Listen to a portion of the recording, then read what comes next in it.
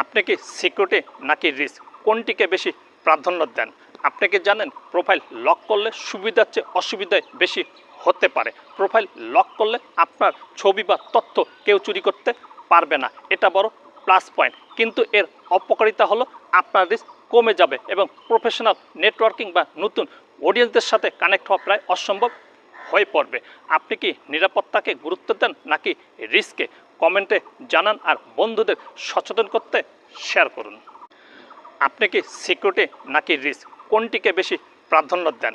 আপনি কি জানেন প্রোফাইল লক করলে সুবিধার চেয়ে অসুবিধায় বেশি হতে পারে? প্রোফাইল লক করলে আপনার ছবি বা তথ্য কেউ চুরি করতে পারবে না, এটা বড় প্লাস পয়েন্ট। কিন্তু এর অপকারিতা হলো আপনার রিস্ক কমে যাবে এবং প্রফেশনাল নেটওয়ার্কিং বা নতুন অডিয়েন্সদের সাথে কানেক্ট হওয়া প্রায় অসম্ভব হয়ে পড়বে।